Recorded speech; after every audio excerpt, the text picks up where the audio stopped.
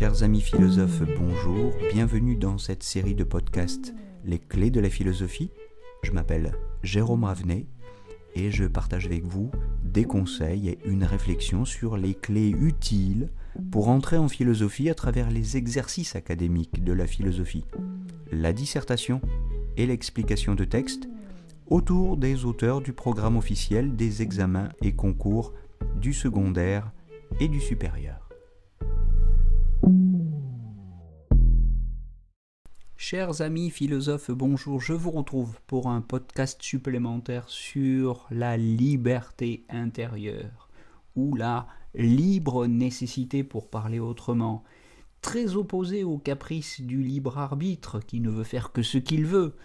La liberté intérieure du sage stoïcien tout particulièrement, cette liberté est pensée comme une harmonisation, comme un ajustement de nos désirs à l'ordre du monde ou à la nature, à la physis ou au cosmos pour parler comme les Grecs.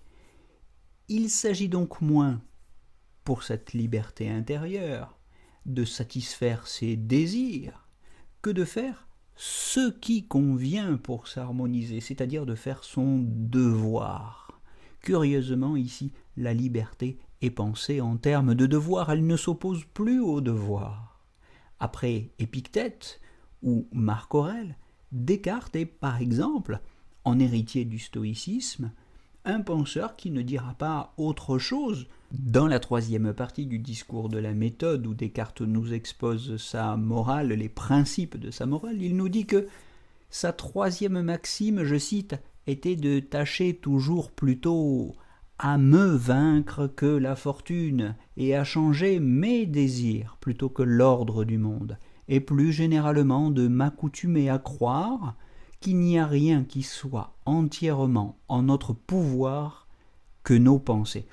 Donc voilà, la liberté morale, la liberté intérieure du sage, ici n'est plus référée au désir, elle est donc bien référée à la nature. Et dans la mesure où le désir n'est plus agité ou troublé, on peut dire que cette liberté apporte une apatheia, pour parler comme les Grecs, c'est-à-dire une indifférence, une équanimité, une tranquillité intérieure, qui sont, en grec, vous le savez sans doute déjà si vous avez suivi les podcasts consacrés à cette notion, une traduction du bonheur. On peut aller voir le manuel d'Épictète pour s'en faire une idée plus précise ou pour approfondir la question. Comment atteindre une telle liberté ? Nous ne sommes pas libres, dit Épictète, quand nous faisons ce que nous voulons. Épictète qui fustige encore ici le capricieux libre arbitre. Il ne s'agit pas de faire ce que nous voulons. Nous ne sommes pas libres quand nous faisons ce que nous voulons, mais quand nous voulons les choses telles qu'elles arrivent. Or, nous butons ici sur un problème.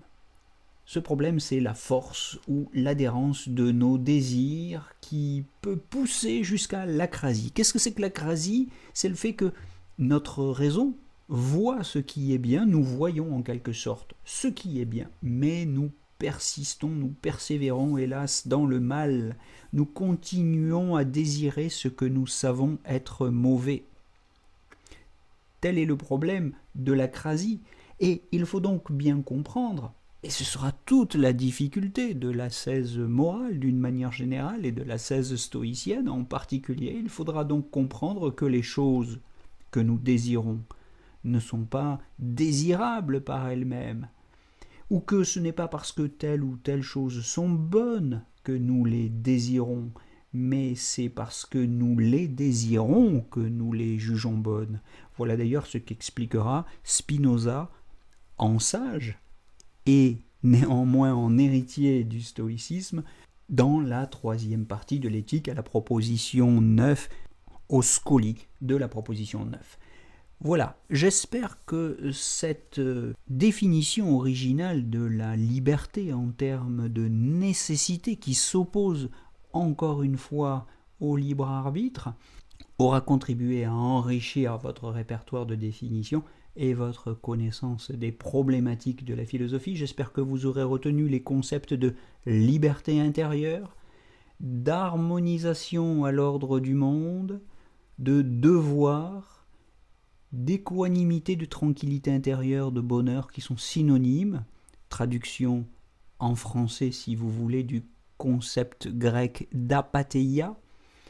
Et j'espère que vous aurez aussi retenu la notion d'acrasie et le problème moral qu'elle sert à résumer. Je vous souhaite de belles lectures, de belles révisions, et je vous donne rendez-vous pour partager très bientôt avec vous de nouvelles clés pour vos exercices de philo.